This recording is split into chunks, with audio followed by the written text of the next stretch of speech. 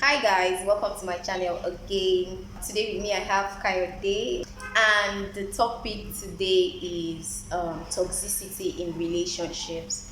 So there's also a video we actually saw on Instagram earlier this week, where a girl was actually destroying her boyfriend's car because I don't even know, like I really do not even know the reason for that action.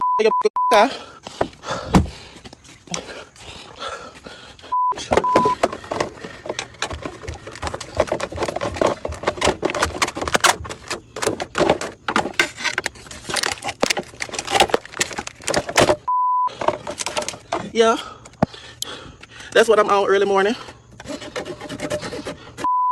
Play with me if you want to, or play with your because I'm not the one. I cut that already. Play with your because I'm not the one. Definitely not the one. Don't play with me.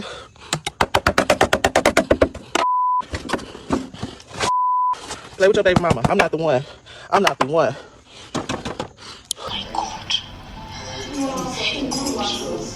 I think that people in toxic relationships or people that are actually toxic I think they have a lot of energy. Because did you see what that girl was doing in that video? Like she took her time to destroy the guy's car, every part, like she went to every part of that vehicle, the seats, the engine, like that's so much stress. It requires so much strength. Why am I stressing myself? Absolutely, it's Like, honestly, what are you doing now? It's like she studied every critical part of that car. I swear. So this is the thing, right? Toxic people, right? One thing about them is that if you're in such toxic relationship and you are docile, Yeah. you enjoy yourself because you enjoy your docile state. Because the moment you start having an opinion or you start trying to be more important than where they place you, then that's a problem. That's the They problem. will go all out. See, the energy of a toxic person. I mean, a narcissist is a narcissist. They see themselves. There's this a scenario where you have two people, one person being violent and the other person, and for some weird reason, it's like both of them enjoy it. So Yeah. this person is throwing insults and throwing jabs, and the other person is just responding, and it seems like, why? What are both of you doing? And it seems like you can just look at these people and just feel like these people are going to kill each other at one time. At some point, like It's just like everything about the relationship is intense. It's just taken to the extreme. there's nothing anybody wants to tell me. There's always a sign. The signs are always there. You see the point where someone threatens to like hit you, Yeah. or maybe you're having an argument with your partner, and before you know it, he slaps you. From that slap, the next one will be beating because now from club, now him dance the That's stars. exactly. Okay, take for instance, Osinachi.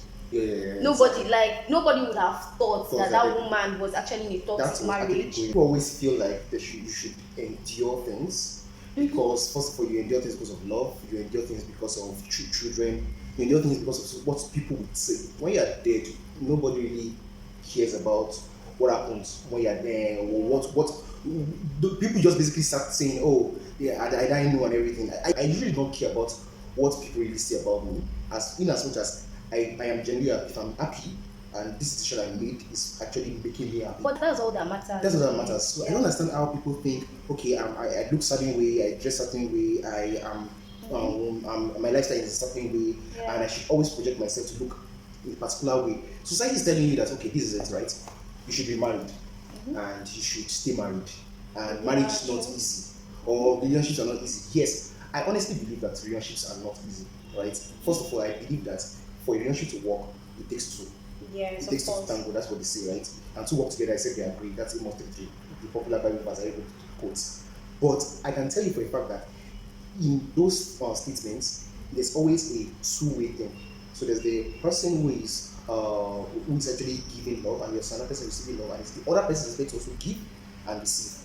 Now, when one of the first traits that you start experiencing, you start looking at a relationship that makes toxic, one of the first red flags is when you can see that your partner really cares about himself. Someone that is self-centered, there's a high probability of that person not caring about you, and that's already a toxic trait in itself because this person will always do things that benefits them. For example, when it comes to sex, right?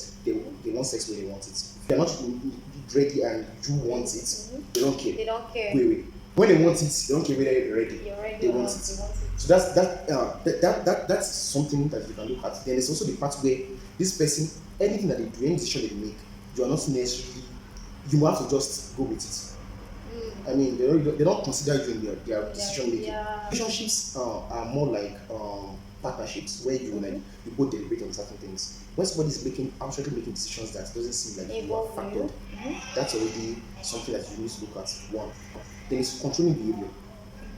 Controlling behavior is really, really crazy. When somebody tells you that I want you to do certain things and this is what I want, I don't care what you think about What it. you think about it? So you know the funny thing is that some where are you going to? Yeah. It sounds like a genuine concern. I want to know where you're going to. You want to know what your partner's been up to and Yeah. everything. There's this whole yes, but when it starts getting excessive, people used to say that I like me a man that checks on me like 5 times a day. He wants to know what I'm up to. Yeah, it's sweet at first. Then it starts getting really, really, really too much. Let me give you a practical example, right? There's a particular time where I met this particular lady, right?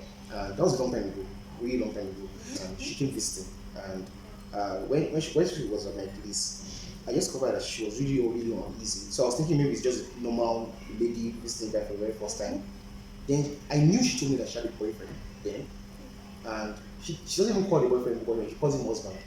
She's a typical And they were not married. they're not married. When she was at my place, a call came in, the guy called, so she ran outside. I'm telling you, it was really, really strange. She said, what people? She went outside. And she went, so outside, she had to like go outside the street. So I think there were cars passing Yeah. outside that particular area at that time. So she was now on the phone. I was watching what she was doing. Then she called back inside. I was like, what was that? She told him that she went out to do something that. So that you would expect her to be on the road. That there's no way she could have gotten home. So if she picks the call and the place is the quiet. place is quiet. Oh, You'll be wow. wondering that how have you gotten home that far? Because he called her like about 15 minutes earlier, and where she was going to, she couldn't have gotten home that fast. Yes. So, and I was like, Jesus Christ, is it that bad? Like people are in such relationships. No, like I understand the fact that people should actually give accountability to their partners, but no, this is different. This is a whole level. No, honestly, And because then- I could see fear in her eyes, and I it's not my it wasn't my place. So I Yeah. just honestly, the first thing that came to my mind was that this guy, even if there was anything, because if there's anything I was thinking of in my head, it's over. Because if this girl does anything with me and this guy finds out, I'm dead. Yeah. Because it looks like somebody that will just come up after you and just kill you. Then there's also this old statement, random statement like, if I can't have you, no one can, or you always be mine. Trust me, statements like you always be mine, or you are mine forever, no matter what happens. That's actually freaky though.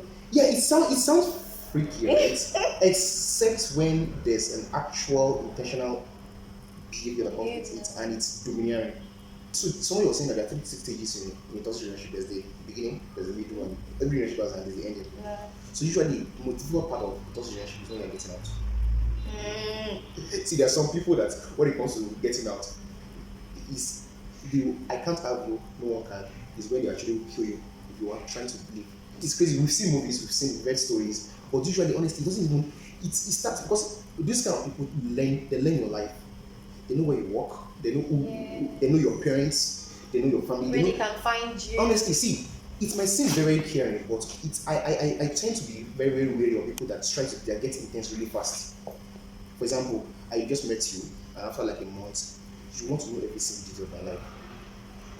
Is that crazy? Yeah. You can't know everything in one day. Yeah, and but- 1 month is actually too early to know everything about Or people that from the beginning of the relationship they're already talking about with you as if you have been together for years. Yes. I mean they're saying things like our children will go to this school. Some people like that because it seems like it sounds like commitment, right? Oh yeah, of course. And trust me, toxic people they are narcissists.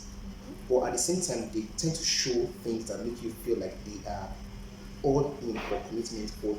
They are going to be there for you. And for somebody that who is probably has never been around people that are committed, you might actually mistake that. So a narcissist is just self-centered. He sees himself, and if he's looking at you, he's looking at you in the context of himself. For example, in real life scenarios, when you have two people that career people, right? Yeah. Now I'm probably a banker, and I'm going in my career, right? And you also have ambitions. Yes. When a narcissist is talking, right? A narcissist feels like you should give up your ambition for me. It's not even about feminism. It's about the fact that I think if you care about somebody, you would want whatever makes them happy. And if you discover that what makes them happy is a career, I think you would always, even if you always have this mindset of a woman should be this, a woman should, that's a different subject entirely, but if you have this mindset that a woman should do this and a woman should do that, if you notice that this person actually is happy doing this thing, I think you want to be supportive, you want to be their cheerleader. Yeah. But when you see people, and I'm just talking randomly, Yeah, right? randomly, But of course. when you see someone, when you're in a relationship with somebody, and it seems like they're trying to compete with you. I mean, when you have ambition, they are talking down on that ambition. It's different from when I'm advising you and I'm being objective. I'm not being objective at all. I'm not being objective. I'm just telling you everything that can go wrong. Because why? When I bring my own idea, I don't want to listen to anything you're telling me. I just tell you that this is what I want to do. This is what I want to do. And when you're telling me about this thing, I will still do it anyway. Yes, regardless of if you approve or not. Exactly. That's the toxic trait. Is it that it's just an African thing? Because like it's mostly our women that want to stay and manage these things, right? They want to be in toxic marriages, toxic relationships because they fear what the society will say, because they want to be there for their children, and at the end of the day, like things go south. Some of them lose their lives. I don't know if it's an African thing or like is it just naturally women? There's always something keeping us back. Like why?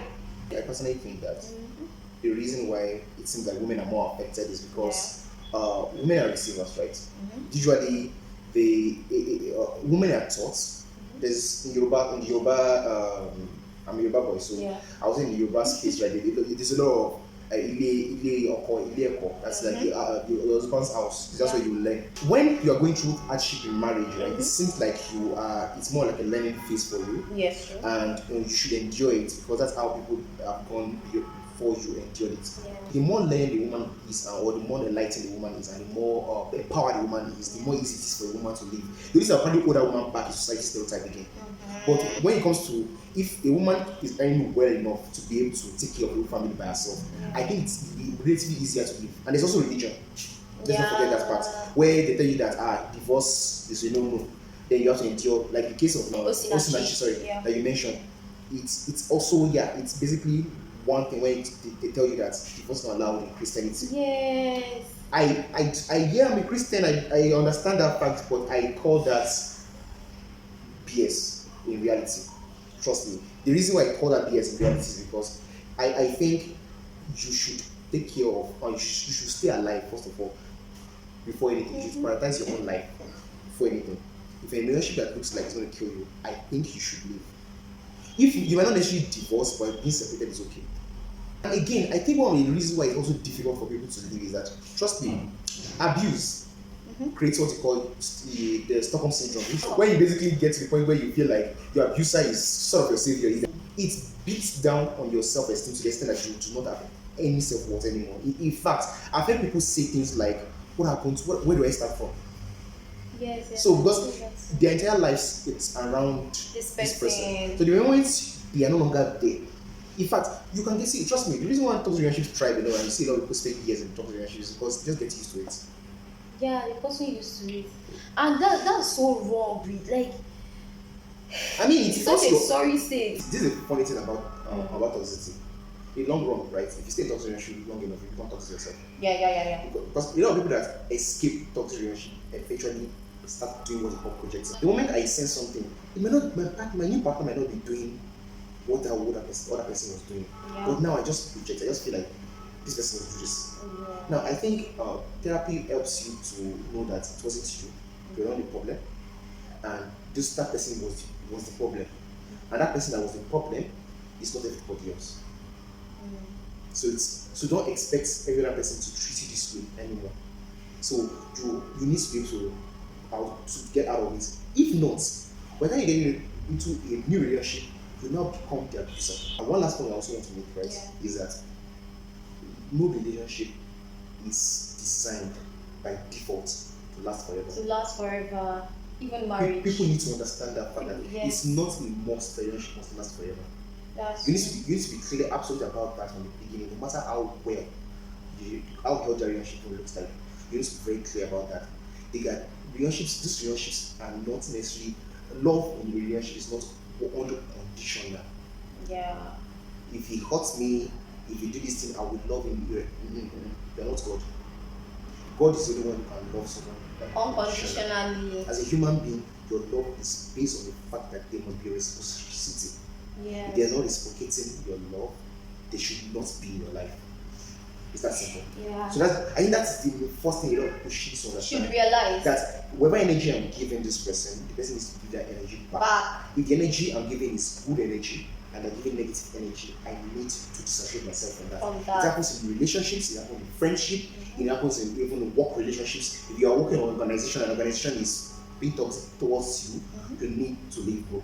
There's a part of endurance where things are tough and you need to understand. But I think when you're in a relationship with somebody and there are a lot of challenges going on, there always have to be a point where you guys need to have a middle ground. There's no middle ground in a relationship.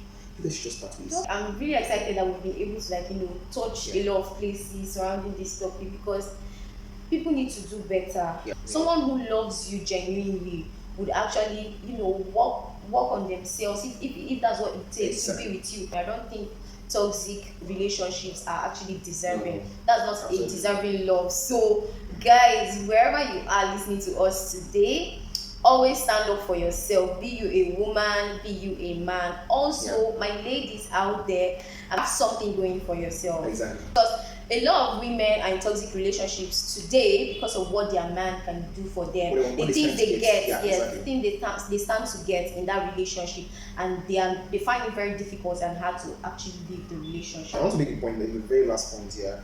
It's not in your place to help a toxic person heal or from their you're not supposed to be a therapist in your own relationship.